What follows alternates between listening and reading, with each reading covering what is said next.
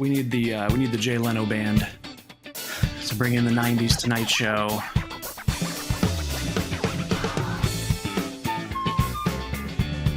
Hey, you made it another week. You made it one more week. Welcome back to the show. It is Sonic Weekly. One of your hosts, me, Grant, and with me is Bo. Hi, Bo. Here we go, buddy. Hey, I'm happy to be talking about Sonic with friends again. We do it once every 7 days or so, and we do it with the star in our hearts and the star in our eyes and the sky. You reach for the stars, and you have stars in your eyes, and we bring him out of the shadows and into the spotlight, and his name is David the Lurker. Hi, David. Whoa, hi, Grant. Hi, Bo. Yeah, that's right. So, yeah, the Jay Leno band, wasn't that led by a man named Bob Eubanks, which I always found amusing because, you know, Bob Eubanks was the host of the Newlywed Game, and they're two very different people. Well, you know, because one was on. It was Kevin Eubanks. Was it Kevin Eubanks? It was Kevin Eubanks. Oh my! That's off the top of my head. I mean, you can fact check me on that. Why did I think? There's only so many Eubanks. There are. Maybe It's a whole clan. They have pride. It is just Kevin. Ooh, let's get rid of all that. That's okay. Stumbling out of the gate is what we do. Stumbling out of the gate into the spotlight. Oh, God. The lights in my eyes. Tripped over. Has either one played Sonic? No. I think Kevin Eubanks has definitely Kevin played Eubanks Sonic. probably has played Sonic at one point. Bob Eubanks, no. There's no way he ever touched it. Well, somebody who has played Sonic is joining us as a guest this week. Very excited to have him. His name is Kori-Maru. Hi, Kori-Maru. Hey. How you guys doing? How you guys doing today? Doing good. Thanks for joining us. Oh, anytime. Anytime you say. We're going to have to hold you to that. So you're part of the Sega Bits family. You contribute to SegaBits.com, right? Yes. With news and such. But you're also, you do a lot of things in the Sonic community. Maybe you could introduce yourself to the listeners and we'll dive deep into you. But just a general intro, then we'll go to the news with David. Okay. As you mentioned before, I am a contributing writer for Sega Bits. I'm also their event correspondent. I usually go to events, back in the day, like E3, GDC, Tokyo Game Show, wow. And I report all types of like Sega news and stuff. And, I do that for fun because, I love Sega video games and stuff, including Sonic the Hedgehog. I'm also a Sega enthusiast. I love to talk about Sega pretty much like 24/7. Like I'll talk about like different Sega franchises, characters, their backstories. I do content creation on the side. Like I mentioned before, I do like lore videos and stuff on different Sega characters like Amigo from Somebody Amigo and any character from House of the Dead, Virtual Fighter, so on and so forth. Back then, I used to host an event called Sonic and Sega Fan Jam. I hosted that event for about 6 years. Whoa. It was in Savannah, and then the last one was in Atlanta. And currently now I am the co-director for Sonic Expo Atlanta.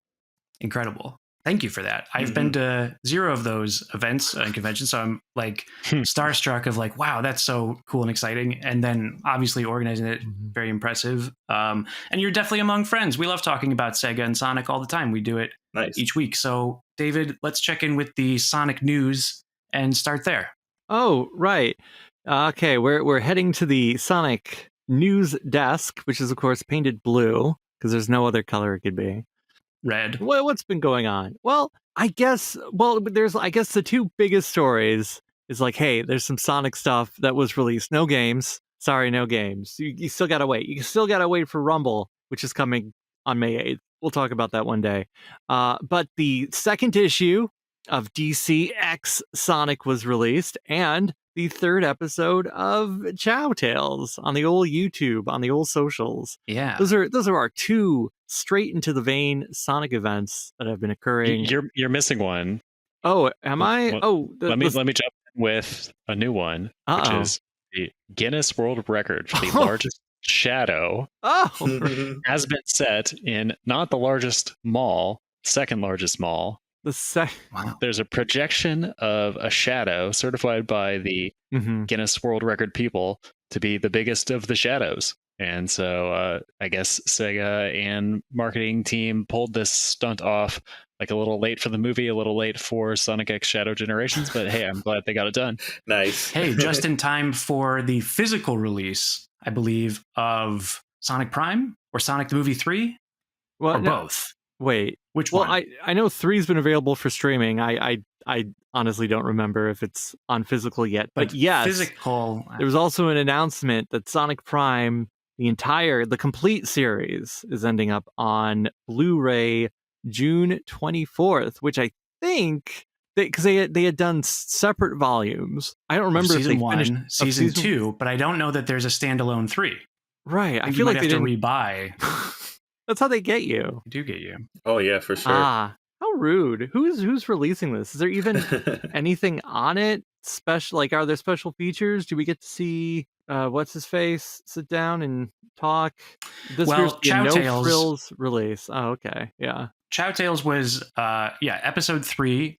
This was they're all very short, so we can talk about this probably pretty quickly, but I wanted to start with saying this is my favorite of the 3 so far because it had a nice punchline at the end, and I felt like the Shadow Chao appropriately embarrassed himself, whereas before I was almost like, is Sonic picking on this Chao like a little bit? Also, I mean, all of them like look great, like that maybe goes without saying, but now it's said. Yeah, they're like amazingly designed. How have you been liking Chao Tales so far? It's been pretty enjoyable. I do like the little designs of like the lining out of Chao were like drawn and everything. They're like very well animated too. I do like how bad like the little Shadow Chao is, like just causing mischief. Just I don't know, like just being like a little bad kid, just trying to cause chaos and stuff. And Sonic's just annoyed by it a little bit, but it's like a really good series. It's a little fun little series for like all the Chao fans. This episode really has mirrored my life. So we've been collecting Chao animals in my household. My older son really into the Chao husbandry right now. And just before we started recording, we were trying to hunt down some of the legendary animals. You got your phoenix, your dragon, your unicorn. And boy, I did not remember where those things were from when I played Sonic Adventure 2. But, we looked up a guide and we found a couple of them. Nice. You should have written down the locations in a place that you'd never forget, like tattooed permanently on your body somewhere. That's right, what I would. Metal Harbor, pick up the construction helmet. There's a lot of weird elements to Sonic Adventure 2 that you kind of forget. There's the Mystic Melody and the Magic Hands. What is with the Magic Hands? You can totally go through the game without encountering it. And I think I probably completed the game before I stumbled upon it, but it's allows you to grab an enemy out of the air and then you're holding it, like cuddling it, and you can throw it if you so choose. Right. In Sonic Adventure 2, the video game. Yes. Yep. Yeah, the Magic Hand. Right, because the power up, it's hidden in City Escape, right? Yeah. Like so you need to get the whatever the ground pound. Yeah, fire bounce thing is. Fire bounce. Yeah. Right. You smash through there. So unless you have a reason to backtrack, which you really don't in SA2, unless you want to get all the emblems and stuff. Yeah, you can just miss it. You can ignore it. I always thought it was weird. I think I've only used it once or twice because I'm like, okay, I've done that. Well, now what do I do? Because the last thing you want to do with Sonic is throw things, like stand and throw. It's not, it doesn't feel very Sonic-y. Yeah. Throwback to the original conception of the character where he was going to throw things. Yeah. True. With his long rabbit ears. Oh man, maybe the magic hand should have been magic ears, and he just has the rabbit ears out of his head. I have almost no memory of using magic hands, and I'm certain, especially after the way you described it, that I must have acquired it and used it. And I can remember seeing in the Comic Sans font magic hands by the little like fountain temple thing, but yeah, throwing things in Sonic Adventure 2 doesn't. Go try it, and it's weird. It's weird. Okay. Right. Just be careful who you're talking to. If you're just like, wow, I found this thing called Magic Hands, and they'll be like, maybe you don't want to. Yeah. You don't want to talk about that in pleasant company. Oh no. But yes, David, what did you think of Chao Tales? We talked about the first episode, but not 2 and 3. Not 2 and 3, right? So okay. So it's Chao 1 through 3. I think my biggest complaint is the aspect ratio, because I feel like it really wasn't it wasn't animated as a vertical slice. I'm pretty sure it's. My hope is that when they're all out, they'll release a full video in like an old person cut for us that has, because I want to see what's going on either side, because I feel like there is stuff going on either side. Yeah. You know, they're fine, they're cute. It's a Chao thing, but there was some interesting Chao behavior in this episode. We might have to call it out, open up those strategy guides, because what does the Shadow Chao do, which we've never seen a Chao do before? Absorb something from another Chao. Like Sonic hands him the animal. He hands the Chao the animals. Like it was very, very strange, but neat to see these Sonic Adventure animals animated. It feels like they get ignored. And so, bringing them out, I thought that was nice.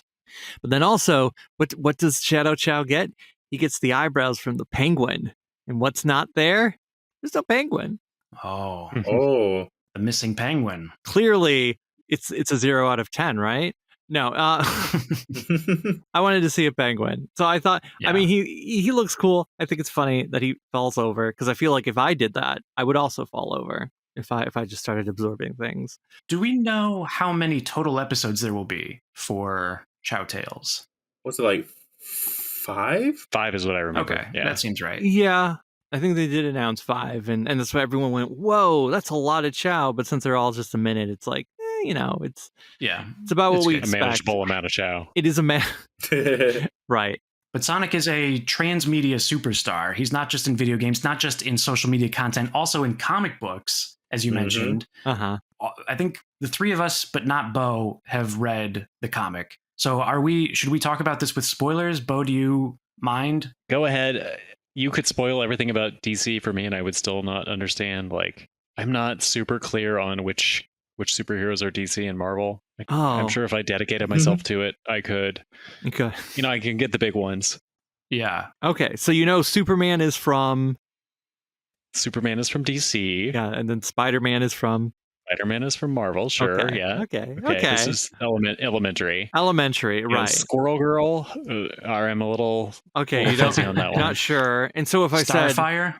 Oh yeah, Starfire. No clue. No. Nope. You want to take a swing? Flip a coin. Coin says DC. Yeah, that was right. That's correct. Just like Two-Face flips a coin, and Two-Face is Batman. He's DC. Yeah, all right. You see, if it's been in a major motion picture, then I'm good. If he's been okay. But if somebody was like, especially if he's been in 2 of them, yeah, right. But if it was like, oh, do you remember who Firestar is? Nope. No. DC. Okay, I believe you. Yeah. I know you would not lie to me about this. So what? Wait, am I thinking of the wrong one?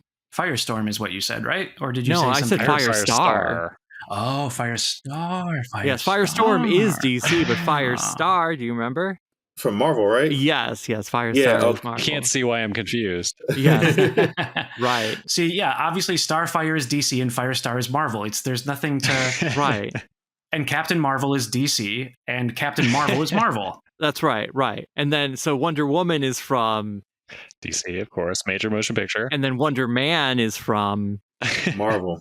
Of course. Yes. It's fine to easy. Right. And then Power Man is from That's Marvel because he was Luke Cage. That's not a major motion picture, but it was a well-regarded series. Right. But then Power Girl is DC. Must be the other. Oh, I see what you're doing. Yeah, you're right. Yeah. Yeah. So you got to be careful because if they're stepping on each other's toes, someone's suing someone else. And then competitors can walk in and say, actually, I made all of these. We'll enjoy that. But yes. Okay, so we'll do some.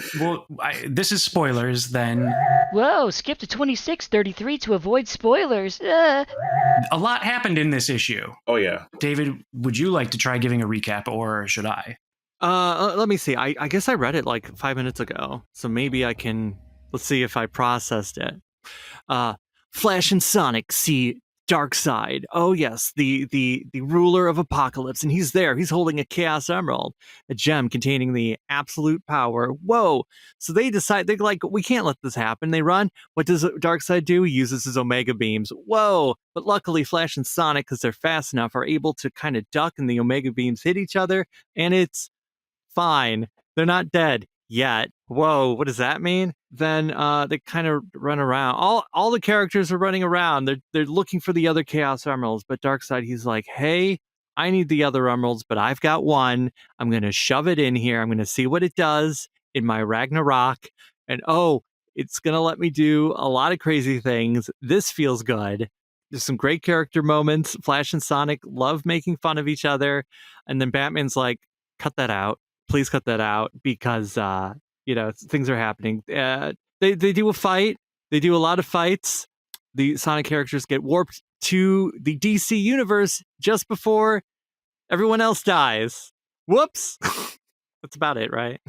That's the big thing is Batman decides to put the collective faith of all of the multiverse of the DC universe in the gloved hands of Sonic and friends, which include Silver, Amy, Knuckles, Tails, and Shadow.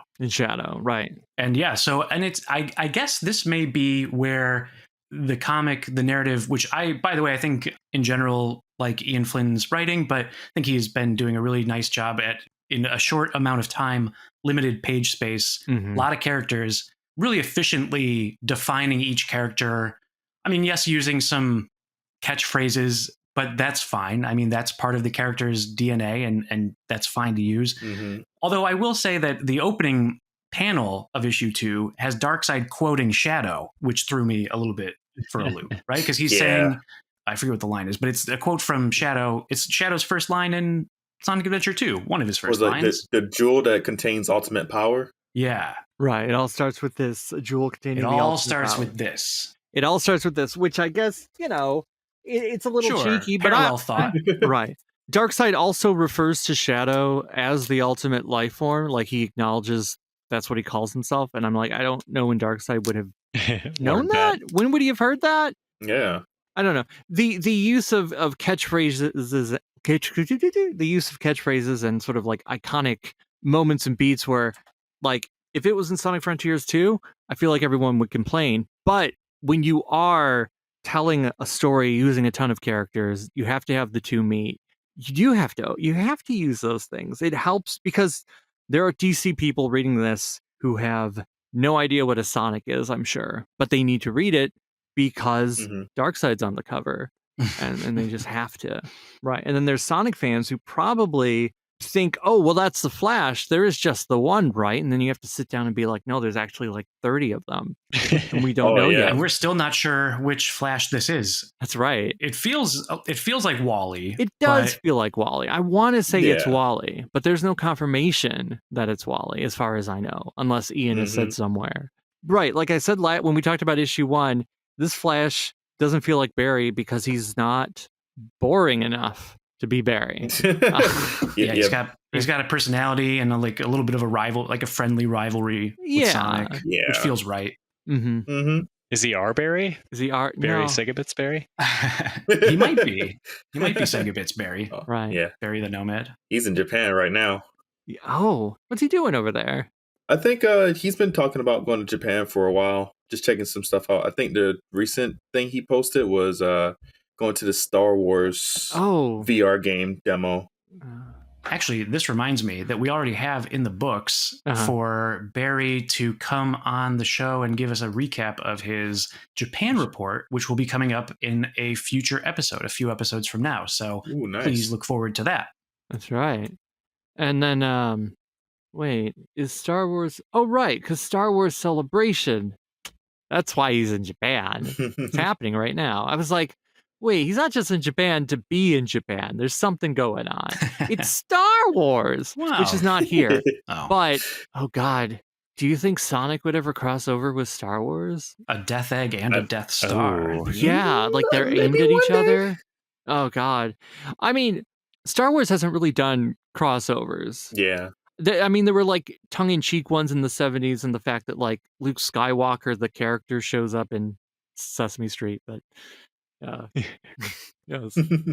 Grant, were you pressed the button because you said you had something to say? No, that was an accident. I was trying to mute myself because I don't have anything to say. That's sorry. I was like, whoa, I bet you got something really good to say about Sonic and Star Wars, or you want us to get back on track and talk about issue 2. Yeah. Man, I don't know. I like it. I've liked it so far. It's fun. It's fun to see them interact with each other. I think I said before I was unsure exactly how it would go because, as a kid growing up, yeah, I wanted to see Sonic and Flash run around, but I was thinking in the confines of 90s continuity. Yeah. And then when they said, "Oh, this is just sort of its own thing, don't worry about it." But I feel like it's only its own thing in the sense that this probably isn't impacting anything in modern DC. I don't know if there's anything in this that makes it completely incompatible with the modern DC universe, unless something happens in issue 3 where it clearly tells us no, this can't be in canon. But I'm into it. It could be like a multiverse type thing. You guys mentioned before there are like 30 flashes and stuff. Like there could be like a prime flash. It could be a flash from Earth 1. Stuff like that. We also got like the flash from like the Justice Society of America. Yeah, it could be like its own like little continuity and stuff, like Earth number something. Right. Yeah. Can't be Earth S because Earth S is the Shazam world. Oh yeah. Or at least it was once upon a time. Might be again. Who knows? It's hard to keep track. They reboot everything every 5 years. So. I was wondering when we saw the covers when they were first announcing this, why the Sonic characters would dress up as the DC characters, and I guess now we're getting maybe a setup towards that, because if the Justice League is dead, then I guess again the Sonic characters will continue their legacy by, I don't know, there must always be a Flash. So Sonic dresses up as Flash or Shadow dresses up as Batman. I'm not sure why they would do the cosplay exactly. Maybe they just want to, right. Like it's their way of honoring. Maybe the next several issues are just them dealing with the intense grief of what a terrible loss everybody's just occurred. Like the, the first couple reels of Avengers Endgame. Right. Or maybe you'll have Nightwing. He'll take Shadow into the Batcave, and we'll see a video, and we'll find out that for some reason Batman's last wish was, if any anthropomorphic hedgehog show up, they get the cave, they get the gear. Nightwing's passed over again. He's like, how many times? Right. I've put in so many years, only to get passed over time and time again. Does that mean Damian Wayne is like going to scream at Shadow and be like sad? Oh man. Ooh, do you think we're gonna like meet? I guess we will meet the extended kit, like, because you have to have Eggman X Lex Luthor. They sort of set it up right in this issue by mentioning Lex. Yep. Right. We saw brief cameos of Vector and Big the Cat in this issue. Kind of like, well, they exist. And at the end we do meet Mr. Terrific. Yep. He actually gets dialogue. Vector does not. That's true. So it was not, because there was also like, oh, is anyone else going to show up? It might be, oh man, like, do you think Shadow as Batman is going to meet Catwoman and be like, well, I know a Batwoman, right? And they'll be like, no, that's a different character entirely. Well, right. Yeah, so I said this backwards before, I think. Yeah. So it's everybody on Sonic's Earth that is dead. So Rouge the Bat is dead. Charmy Bee is dead. Right. Vector the Crocodile is dead. Dang. Big the Cat is dead. Everyone's They're dead. all dead. They're all dead. Oh dear. And the Justice League. And and the Justice League. I mean, clearly they won't stay dead. They're probably not dead at all, because that's not how comics work. But yeah. It is funny that issue 2 does end with, oh, sorry, everyone's dead, except you guys. Yeah, for sure. They're in like a pocket dimension or something like that. I'm sure like the preview pages for issue 3 will probably set that up in some way. But it's a pretty dark and surprising turn for a very all ages, kid friendly comic. Right. Well, I mean, that just reminds me of 90s comics, because sometimes people just die in a comic and you have to deal with it. Mm-hmm. I mean, I'm sure kids were reading Green Lantern and had to deal with a lot of terrible things that were happening in that book in the 90s. It's the terrible things that get you interested. That's what got me interested in Green Lantern in the 90s, because I was a Kyle Rayner guy, and I was like, finally the old Green Lantern went crazy? Yeah, went crazy. Finally, he went crazy. That guy with his graying temples and his weird mask and suit. And then Kyle Rayner comes in. He's all cool. He's got the Jim Lee crab mask. Yeah. He's got the asymmetrical suit. Yeah, like the gray patch. Oh man, Kyle Rayner's great. course, they do kill his girlfriend immediately, which is unfortunate. Yeah, it's awful. Oh, wow, the writing is yeah. terrible. From the opening, but it does get better. It does. Like it just has to deal with some growing pains, which does involve the murder of hundreds based off the murder of millions, and then I guess it ends with the murder of one. But then once you get past that last murder, it's good. Yeah. Do we want to make any predictions for what might be coming next with the DC X Sonic? Mm-hmm. Anything like that we're particularly looking forward to that they should cover? And I think the big one was already mentioned, which is Eggman and Lex Luthor. Just seeing them team up and doing something will be neato skeeto. And then I like your idea too of Catwoman and Knuckles. I guess dealing with the grief of or Knuckles or Shadow dealing with the grief of Rouge is dead. Yeah. I mean, Sonic does look a little shocked at the end, which normally it feels like we don't get to see Sonic look shocked about anything. It's true. But I guess when you say, "Oh, sorry, everyone's dead," he's like, "What?" And he just does lay it out. He doesn't go, "We've lost contact. I don't know what that means." Like, were they warped away? Were they this? He's just like, "No, sorry, they all died. Everyone, and Superman." Which the Justice League did just die like 3 years ago, right? Yeah, but, it's all good. It's all good. It's fine. Don't worry about it. Okay, so let's turn the wheel of the ship towards Bo, Sega, check in with Rings of Saturn, and then Barry at Sega Bits. And then when we come back, we will do a deep dive into Kori-Maru. All right, Rings of Saturn this week. I was looking at the Madden NFL 97 game, one of the best sellers on the Saturn, and also a big seller on the PlayStation. And, since the very earliest days of cheat codes on the internet, you could look up one for this game, put it in. It's Tiburon, the name of the developer, and you get some bonus teams. You can play as the development staff in the football stadium of your choice. But I thought, what if there were more special names? And I looked, and there is one, and you can put it in. It's Madden Bug. And then you can use like a free camera to fly through the stadium of your choice. Like I looked through the stadium that used to be the stadium for my city's football team, and you can see it in its polygonal glory. And nobody knew about this since '97. So that was the big Saturn/PlayStation news this week. And then I'm doing something new for the weekend. My first Nintendo 64 hacking adventure. Uh-huh. Do you guys know about Tom and Jerry in Fists of Furry? Not a great title. No, not at all. So it's a Power Stone clone. What? Wow. Starring Tom and Jerry. And so there's like items, and it's a fighting game, and you try to beat the snot out of each other, either as Tom or Jerry, and then the extended cast.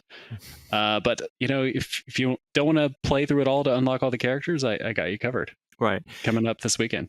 Bo, if you've run out of games, you don't have to make up new ones just to build on. It's okay. It should be Fists of Fur, right? Like, that makes more sense. Yeah. Very strange. Wow. And speaking of very strange, let's check in with our friend Barry and what's going on with SegaBits.com and Sega Talk. Barry! Whoa, I'm not talking about Sega. I'm talking about lightsabers. Yeah.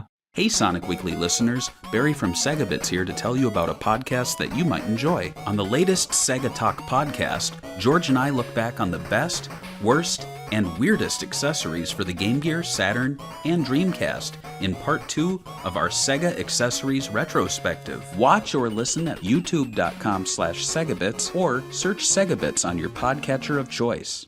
All right, and we're back. Part 2 of Sonic Weekly. Sonic and Knuckles, Sonic 3 and Knuckles. So that's the news. Although we are an audio-only podcast, we do have our webcams on. And one of the things that we can see behind Kori-Maru is some very cool Sonic art and a bunch of signatures as well. This is from your time organizing events? Oh, Fandom? Events? Oh, yeah. Sonic, yeah. So this poster that I have is signed by everybody who attended the most recent Sonic and Sega Fan Jam event. I think it was like Sonic and Sega Fan Jam Remix in Atlanta, Georgia. Had a lot of friends and attendees like write their little names and stuff. You can see like little squibbles and stuff. Yeah, right here. Mm-hmm. I can see like a couple of like content creators signing their names here as well. Got my friend Gabs. I see Snaggy Pete. Who was it? It was some other cool ones I've seen. I see Evan from Tales channel and so on and so forth. Like it was like an amazing event. Had a great time. A lot of dedicated people who love Sonic and Sega. It warmed my heart just to see everybody like, gathering together and like, playing Sega video games and talking about like their favorite memories with like Sonic the Hedgehog through like panels and showcasing their fan art through the artist alley and all that stuff. It was an amazing experience. Now these other posters I got right here, these are like Japanese got some scrolls. Superstars art. Yeah, some Sonic Superstars right here. I think these were like part of the collector's edition. So I have these right here. It's like a little like Japanese ink of like the cast, like Sonic, Tails, Knuckles, and Amy holding the Chaos Emerald. And I also got another scroll from Sonic Frontiers, which I think that was also part of the DX package as well. If you guys can see it right here, you can see like island art. Yeah, the Cronus. The cyberspace gate right here, and you see Sonic and the Cocos just running across the hills. I love it. One of the things I really enjoy about reading your work and following you online is the passion for Sega really comes through. Like it's definitely very genuine, very earnest, and I love that. So how you've probably talked about this elsewhere before, but for our listeners, how did you first get into Sega? Okay, so it all began when I was 4 years old. My brother and I, we shared a Sega Genesis. One of the first Sega Genesis games I've ever played was Sonic the Hedgehog 2. We play as Sonic and Tails. Hell yeah. One of the reasons why I love that game, well, it was like, like my first Sonic game ever. It was due to like how fast it went, like the blast processing, and like the graphics were really, very colorful. The music had like its good charm where you can just like hum to it as you're like going through the zones, like passing through like a breeze, and you have to fight like Dr. Robotnik, aka Dr. Eggman in the Japanese manuals, which we call him Eggman now to this day. I really enjoyed Sonic the Hedgehog 2. The only part I didn't like about Sonic 2 when I was 4 was Chemical Plant Act 2 with the Mega Mac, where like it rises up. Everybody had the same trouble before. Yep. You have to jump on these rotating platforms in order to like not drown in the chemical Mega Mac and stuff. And like I used to have like a lot of trouble like just getting through that zone. Oh yeah. But now I'm able to do that. Like I'm able to pass it. Sonic 2 is like pretty easy. It's a breeze. Like I don't know. Those later parts of Metropolis, those are still kind of difficult for me. Yeah, they got like a lot of stage hazards. I was saying actually too that really it wasn't until Sonic Origins that I would say I got actually good at the special stages in Sonic 2. Oh, yeah. Now I can play Genesis cartridge version of Sonic 2 and cleanly get 7 emeralds in 7 attempts. Wow. But that wasn't always the case because now I have them pretty well memorized. Like I know which way to like go ahead of time. Yeah. There's some muscle memory there now.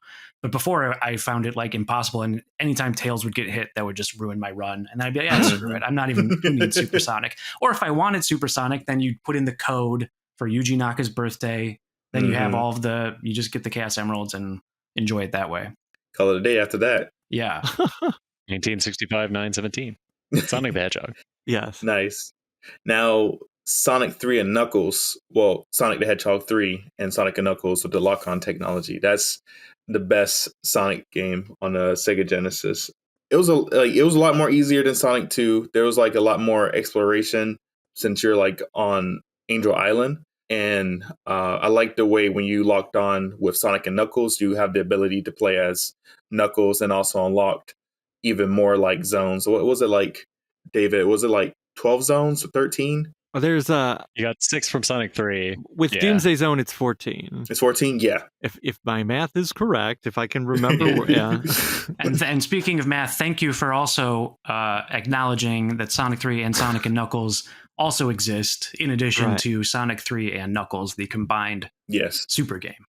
Right, which I guess was reiterated in the PC collection, though I know it can be a point of contention between all of us. What is and what isn't a Sonic? Well, maybe that's why Sega didn't re-release Sonic 3 for so long. They just didn't want to deal with that question. Is it 1? Is it 2? Oh, it's none. That's why. How many games is Blue Spheres? 1 million. You could play till the end of time. You can, right? How many? There's like 124 million. It's an obscene number. No one will ever do it. Yeah, it's a lot. I remember Blue Spheres. I remember when I was a kid, like I always thought like combining Sonic 2 and 3 with Sonic and Knuckles, where you can actually play as Knuckles in both games. Yeah. But I tried to do it with Sonic 1. You can, or like this also goes for any other game, any other Sega Genesis game. You can only play Blue Spheres. You can't play as Knuckles in Sonic 1 or like any of that. Knuckles wouldn't be playable officially in Sonic 1, I believe, when the mobile ports were released by Christian Whitehead. Yeah. There were hack versions too. People who used to like hack the games back in the day and like added Knuckles that way. As for my Sonic memories for Sega Saturn, I've never owned a Sonic game on Sega Saturn. Today I do now. My cousin will play my uncle's Sega Saturn back in the day, and my uncle had Sonic R, which had like, it was a racing game that had TJ Davis as the vocal singer, which I think she's a lovely singer, by the way. Like, she's awesome. I met her at Sonic Expo Dallas. She's really nice. I did end up owning a Sega Saturn. My dad gave me his Sega Saturn for my birthday, but he didn't have any Sonic games and stuff. There were no Sonic R, no Sonic Jam, or nor like 3D Blast, which are like the only 3 Sonic games on that console. Right. What were you playing on the Saturn? Virtua Fighter 1, Virtua Fighter 2, and not Fighting Vipers, Fighters Mega Mix. Nice. I was going to ask you, is Sonic your main Sega love, or is it Virtua Fighter or House of the Dead?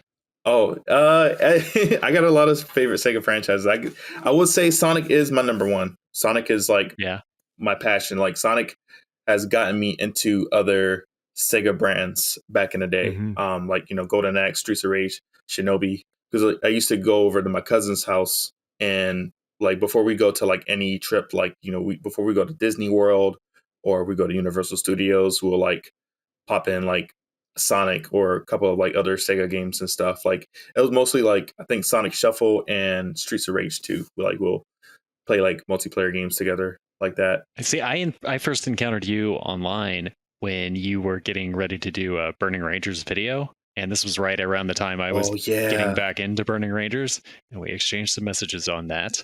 And I'm happy we did. The lore video came out great. And that kicked off this whole hacking project for me. I remember doing a Sega lore video on the Burning Rangers, which was a Sonic Team developed game. I believe it was like developed by Naoto Oshima and Yuji Naka. I've heard of Burning Rangers, but I haven't played Burning Rangers when I was, a young kid up until now. And I do have a few stories about that as well. So I bought a copy of Burning Rangers for like just a disc only, the American version, for $300. A bargain now. Yeah. I wish I had the case to it, but like, I think the game was enough so that way I can like try to experience it. And I remember I went to GDC back in 2016, and Takanobu Mitsuyoshi was attending the event. Oh yeah, did he sing it? He did. He did sing the theme songs. But he was at GDC for some stuff, and I messaged him on Facebook and see if we can like maybe talk and hang out and everything. And I just talked to him about like, I just admired all his work that he's done for Sega and like Burning Rangers and Virtua Fighter. And I ended up getting like this big signature from him. Like he has like a big signature. I could show the Dreamcast that he signed. Oh man, that's amazing. No, we got to get a question to him, because maybe I've mentioned it on the show before, but the Burning Rangers soundtrack, the person who performed the rap for the Burning Rangers is totally unknown, but Mitsuyoshi would know. Yeah. We got to ask him, who's the rapper? You know what? I might, if I ever meet Takanobu Mitsuyoshi again, I'll probably like try to ask him that question for you guys. Yes. Yeah, that would be great, because I know he did like an interview with Pandemonium, who cover like Sega Saturn games.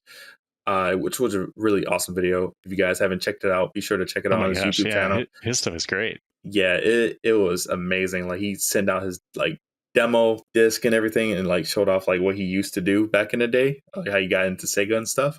I thought it was like really pretty cool. But back to Burning Rangers, I like how certain Sega games are like designed. I like some of the story premise and everything.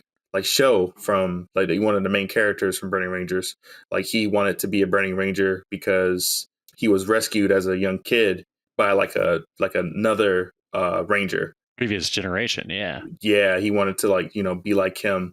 Stuff like that kind of like makes me want to get into how the lore behind the character is like, conceived and how the character was created for that particular game. And it's really awesome. Like I like the voice commands where like they tell you where you need to go, tell you where this person is at the rescue, and like you also like fight intense bosses and stuff, which was really cool. Especially the final boss. The final boss when it started playing that like the crescendo of the main theme, it was perfect. It's perfect. A great moment. Like, so great that they just did it again in Phantasy Star Online. They're like, well, not many people used or many people played Burning Rangers. Let's just use that final boss again. Yeah. The only downside about Burning Rangers is like how short it was. It was like maybe like only like 3 missions, if I'm not mistaken. 3 main stages, and then there's a long fourth one. Yeah, it's one of the games remake is exactly like it, because it also looks kind of like it's a very early attempt at doing 3D on a 32-bit system. So that game is more than any other one of the Sega games I'd love to see brought back, remastered. Would they call Naka back, or is he? I hope so. If you read the interviews, it seems like his role was just to yell at people and say like, make this faster. Right. And I think that was his role in a lot of games after the ones he programmed. I mean, yeah, but that makes sense. That does feel Naka. Right. Well, I mean, Oshima is a phone call away. He's already been willing to work with Sega. I mean, that's how we got Superstars. But would you feel okay if they said they're remaking Burning Rangers? They might even be adding a couple levels, but it's Arzest doing it. Absolutely. Okay. Yeah. I'd sign up for it. As long as you get Mitsuyoshi back for the soundtrack, I'm good. Oh yeah. Actually, I got the 30th anniversary soundtrack a couple of months ago. I had like the slowest boat from Japan. Like I pre-ordered it, and then like 4 months later it shows up. But yeah, it's lovely. This came out very recently. Awesome. After Burning Rangers is Sonic Adventure. Was that a title? Oh, yeah. Sonic Adventure. Oh man. I remember when the Dreamcast launched in September 1999. We didn't get the Dreamcast till Christmas though, but I remember seeing like a sneak peek of Sonic's redesign on the official Sega website back in the day. And when I first saw it, I was like, why does Sonic have like green eyes? Like, did he just absorb something and like his eyes are green or something? I don't know. But I thought it was like pretty sick. We're also like heading to like the 2000s. Sega's trying to like, make things a lot more edgier with their titles. And when we got Sonic Adventure on the Dreamcast on Christmas Day, I fell in love with it. Like it was full on 3D. Sonic and his friends got like, slight redesigns. Well, mostly I think Amy and Eggman had like the most redesigns out of the other characters like Sonic, Tails, and Knuckles. And then like speaking of which is that you can play as multiple characters as you like progress through the story, like, unlocking them, playing as Tails, where you have to race Sonic to the goal, Knuckles with the treasure hunting, Amy, you have to escape from the big robot Zero, Big, you fish around to find Froggy, which, like a lot of Sonic fans back in the day didn't like. We can appreciate it he's now. He's the key to the whole story. Yeah. And then we also have like, E102 Gamma, where you can actually play as like one of Eggman's robots, but you see like a good plot unfold with that character. Best writing in the series. Yeah. And then like it also introduced us to the Chao. My mom got us like a little VMU, like the visual memory unit, where we can like save our data from the Dreamcast. And what I liked about Sonic Adventure was that you could transfer your Chao into the VMU, you just take it on the go. I believe they borrowed some development assets from Knights with the A-Life system. Right, yeah, the Nitopians. Yeah. I've been trying to explain the VMU to my older son because he's playing Sonic Adventure and Sonic Adventure 2 on the PC. And memory card? What? The control, but you can take it out. It was a different time. Oh yeah, definitely. Funny story. I brung my brother's VMU to school with me one day, and back in the day where kids used to bring like Pokemon with their Game Boy colors and what's the other stuff that was like Neopets and Tamagotchis. Tamagotchi for sure. Tamagotchi. My goodness! Like I used to get in trouble. Like I actually got in trouble for like bringing my VMU because like I wasn't like paying attention to class. I was just taking care of my child. And as a kid, like I was upset, but I can understand like it's a distraction. For you to get your education and stuff. It's like no. I need the emblem. Don't worry about it. You should have explained to them, like, you don't understand. Like, at some point, I'm going to have a YouTube channel where it's important that I know all these details. Yeah. I'm going to be running these conventions. Yeah. I don't think math is going to change, but these batteries in the VMU will not last forever. No, not at all. Have you seen these watch? Right. They die so quickly, and then you will just live with the loud beep every time you turn on your Dreamcast. It's just part of the sound. There is no silence. And then jumping ahead a little bit, do you guys remember where you were, what the context was when you found out that the Dreamcast was going to be discontinued and Sega was leaving the hardware business altogether? Were you surprised? Did you see this coming? I remember being pretty taken aback because EGM and the official Dreamcast magazine had both sort of led me to believe that Sega pulled it off, that they bet everything on the Dreamcast, but it worked. It was a successful launch, and the PlayStation 2 is coming, but at the same time, SegaNet and the year 2000, new hope for the millennium. Yahoo, let's go. And then, so when I was told in the hallway by schoolmate Betsy, she was like, Sega is out of the hardware business and Dreamcast is dead. It was like being punched in the gut. I don't remember the day, but I remember the pain. Anyway, how was it for you guys? I had the preview because my uncle, he's a business guy, and he would tell me about the stocks. And he's like, oh boy, the Sega stock not doing great. Oh, really? I don't know how they're going to pull it off. And it's like, no. You don't understand. They're going to get more people online than Apple did with the iMac. And he's like, that's not what Wall Street thinks. What does Wall Street know? Nothing. That's what. I mean, I read about it online because I was definitely reading about all these things online all the time. But I think even though there were worries, it was sort of like, well, it did launch really well. Sonic Adventure 2 is coming. And even when they were like, oh, we're ceasing production, there were some people who were going, well, that just means they're not making new ones right now. If all those sell out, they'll start making them again, right? And like, oh, with Sonic Adventure 2, like more people will want it. It will continue. It didn't quite happen though. Yeah. It was a sad day. It was. We never got our Dreamcast 2, which never was going to be called Dreamcast 2. They didn't do that back then. It would have been called like, hi, I'm a Sega. Do we have any inkling of like, had there been a successor to the Dreamcast, what it would have been called? Xbox. Xbox. Or GameCube. Yeah, true. Yeah, the X Cube. Wasn't GameCube thrown out? Like either Sega or Microsoft were playing with the name GameCube before really Nintendo ended up.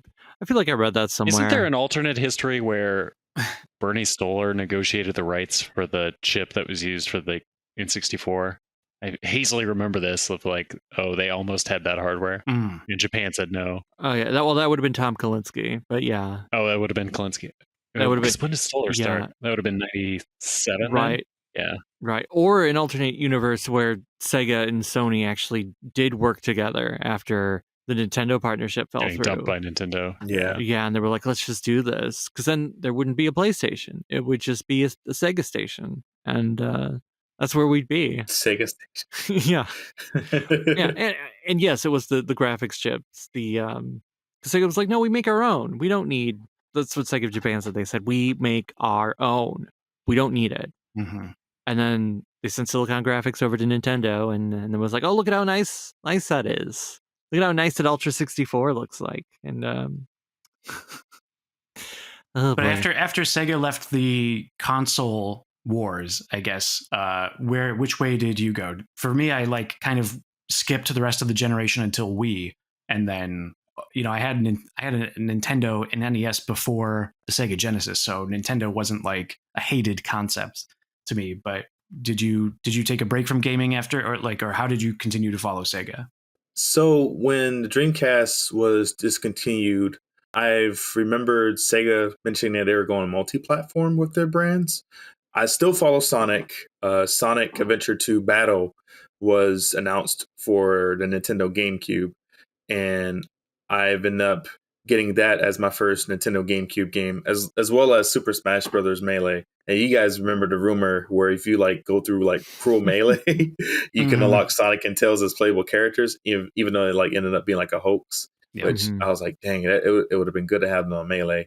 Not gonna lie. Yeah. But I stayed with Sonic during the GameCube days, also the Game Boy Advance days as well. I had Sonic Advance, which was really fun, and I've also enjoyed the Tiny Chow Garden, where you can connect your Nintendo GameCube Game Boy Advance cable into like between like the Game Boy Advance and the GameCube to like transfer your Chow back and forward, and it was a lot more advanced than the VMU. Well, with the exception like your Chow isn't like walking around doing like adventures and stuff. It's just in that one tiny little garden, and I thought that was like pretty cool. And then like I ended up getting Sonic Heroes. I think like a couple of years later, I think like 2004, because I remember seeing it at a Kmart.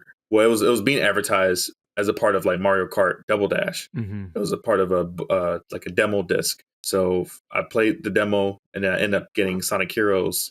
And I did enjoy like the team aspect. I enjoyed seeing like returning characters like SPO, Charmy, and Vector from Chaotix. Seeing Shadow return was a surprise, because you know what happened to him in Sonic Adventure 2. But I ended up enjoying that, and so on and so forth. I followed Sonic to this day. Fast forward to like the recent Sonic game that came out. Was it's like Sonic X Shadow Generations? Mm-hmm. And I'm currently playing Sonic Rumble, because I'm doing like the content creator program, like showcasing the game for everybody who's like wanted like try the game out and stuff, and showing like the cool stuff about it and everything. And that game is super addicting. I'm not gonna lie. It's so much fun.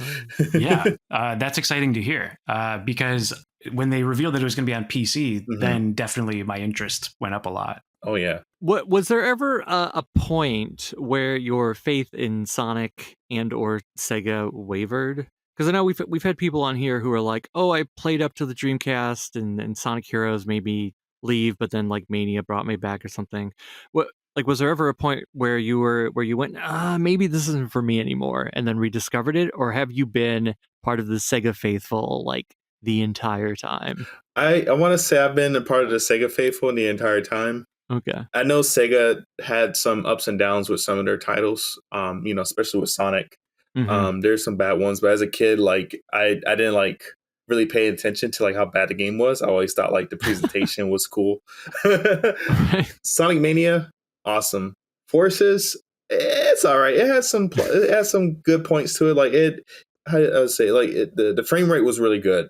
I'm not gonna sugarcoat that. The frame rate was really good, but like the gameplay was kind of like just off. Like it was too short. Like it was a very short game. I expected it to be like a little bit longer. I like my Sonic games to be a little bit longer to play. Like if it's like a 2D game, like it usually takes like an hour to beat, which is fine.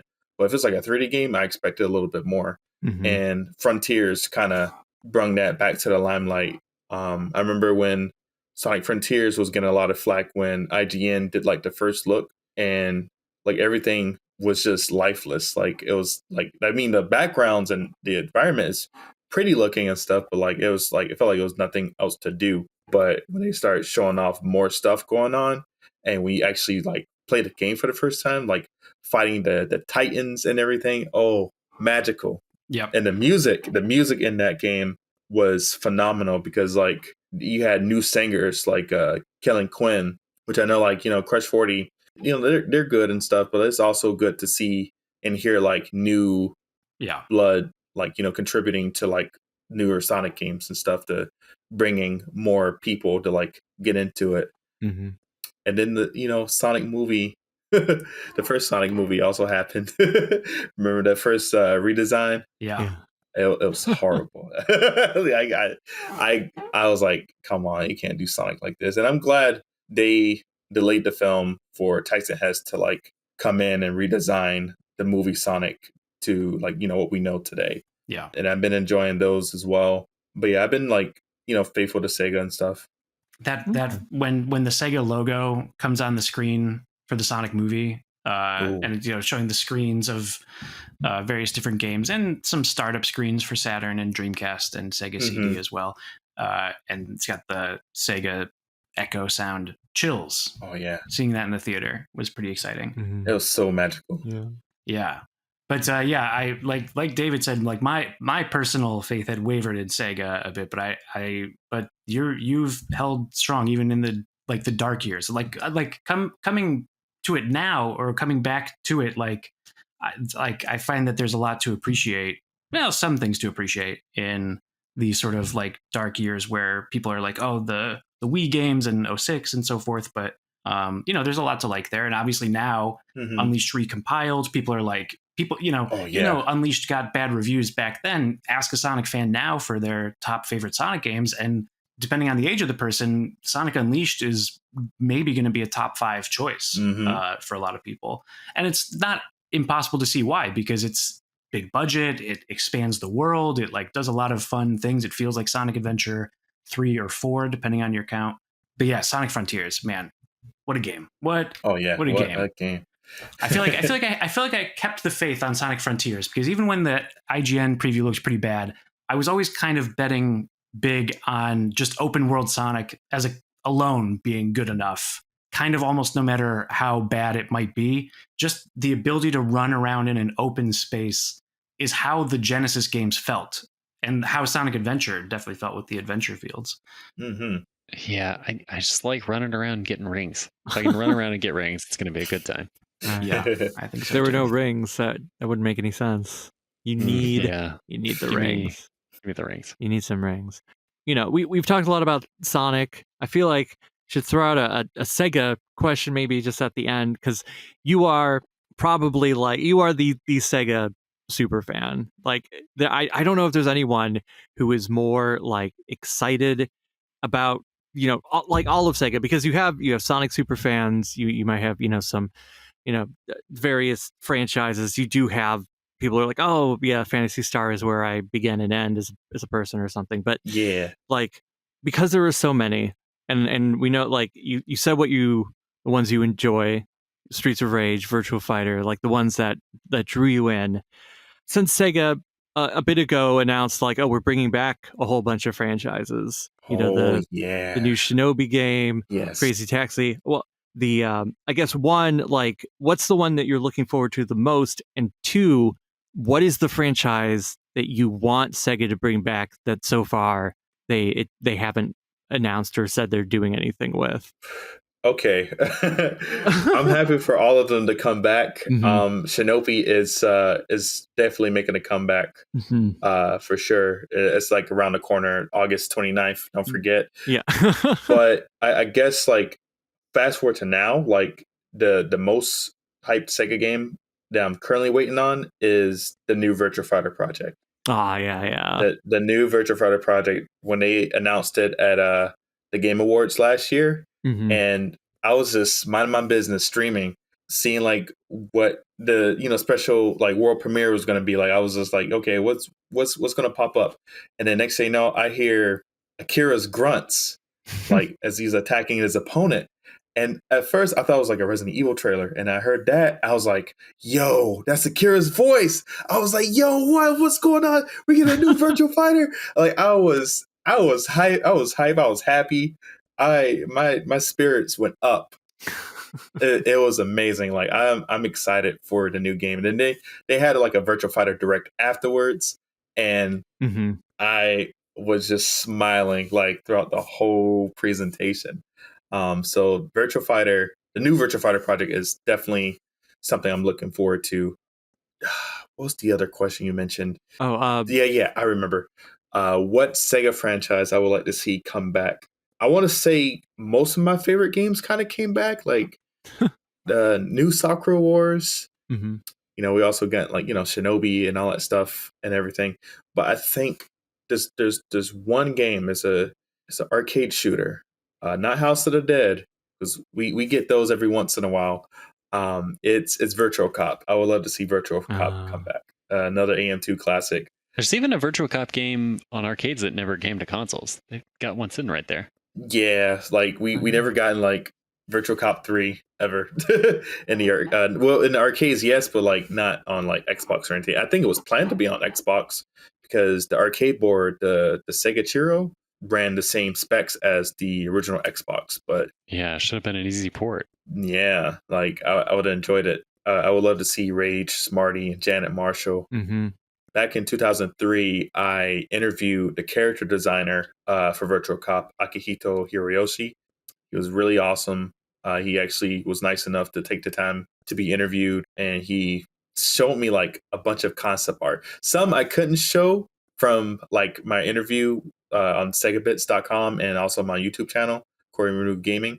It was phenomenal. Like I've seen like so much stuff. It was like opening a Bible, like of like art pieces that have yet to be seen online or any other sources. I saw like a concept art of like Janet Marshall, you know, without her like her armor, her police armor, and I've seen like an unused boss for Virtual Cop 3. And I remember he mentioned there was another Virtual Cop 3 like plot line where Smarty was killed in action. So they end up getting like new Virtual Cops to take the helm of the originals, while like the original Virtual Cops like Janet and Rage were like treated as like, you know, they're like mentors to the newcomers. And Vanessa Lewis from Virtual Fighter 4, I believe, she was going to be like some sort of like assistant to Janet Marshall, I think. You like Virtua Fighter a lot. Mm-hmm. Yes. And you like Sonic the Hedgehog a lot. Yes. How do you feel about Sonic the Fighters? It's a fun game. Sonic the Fighters is a fun game. Once you know, the gameplay mechanics, and, if you play a couple of Virtua Fighter games and stuff, like, you'll enjoy it. At first, I didn't really like play it like seriously and stuff, but once I understand like the mechanics, like how to dodge, how to do like little tech rolls and stuff, certain like combined combos and stuff, like, not like knocking your opponent into like the rain cage and stuff, and then you end up drop kicking up the next. It's fun. Like it's like fighting vipers, I guess on crack. I guess like it's just so fast paced. It's awesome. Yeah, I actually played Sonic the Fighters recently at Frosting Fostings. Had like an 8-win streak. Like I enjoyed the challenge. Well, we're at the time where we're going to wrap up. Is there any last questions from Bo or David or Kori-Maru to any last things before we hand it off to David to wrap us up? I think we'll have to have you back for the Sonic Rumble. Get ready to rumble. Right. Oh yeah. Absolutely. Right. Thank you for joining us, and thank you, David, for taking us out here. Oh yeah, that's what I do. I'm always I'm like, hey, you don't have to go home, but you can't stay here. That's what I say as I'm mopping the floor and wiping the bar at the exact same time, which probably isn't very hygienic, and I apologize about that. But hey, either way, it doesn't matter because we are at the end of another episode of Sonic Weekly. And if you've enjoyed what you've heard so far, you haven't done so already, why not go ahead and subscribe to this podcast using your podcatcher of choice, be it Apple Podcasts, Spotify, or for the Android faithful podcast addict. I almost said Popcast. I don't know what a Popcast is. That might have been what came out after the Dreamcast. It would have been the Popcast. But hey, that doesn't mean that you can't write a review or like this podcast or do whatever happens over there that lets people know that you're enjoying what you've heard. But if you reject all podcatchers, which, hey, who doesn't do that from time to time, we are also over at YouTube at Sonic-Weekly. That's right, you can like, comment, and subscribe. And our voices are joined by video game footage, which is played, of course, by friend of the show, Jack of Old Games. If you want to reach out to the show, our email address is still there. It hasn't changed. SonicWeeklyPodcast at gmail.com. Drop us a line. We read everything we get sent. Sometimes that's a jumping off point for topics of conversation. We always want to know what you want to hear, what you're feeling, and it's the only way to get the link to our Discord server. Send us an email, ask for it, and then you can talk to some like-minded Sonic the Hedgehog fans about many things up to and including Sonic the Hedgehog. Doing all those things, we love it. We thank you for doing it. But if you feel you're able to, you can help support the show financially, offset the costs of production and hosting. We're on Ko-fi. We're just Sonic Weekly. Throw something in the tip jar, or for $5 a month, you can become one of our executive producers, just like PigDan, Pabsy, Sonikku, SavingThrows, Belgarion, and AltSynth. And you might get something in the mail. You might get a sticker. You know, those stickers, they're cool. They come from Wife of the Grant, Ashlyn, and you can stick that wherever you want. I feel like I'm always like, am I forgetting something? I don't think so. I think I'm at the end where I, of course, once again thank Kori-Maru for being on the show. Thank you. Then, who do I thank after that? It's Smoovies for the edit. He's the one that puts this all together and makes it sound decent. I mean, better than decent. Fantastic. And after that, who do I thank? Well, I thank Bo and I thank Grant, because without them, we wouldn't have a podcast. It would just be me sitting in a room, talking to myself, staring at the wall, and that only goes so far.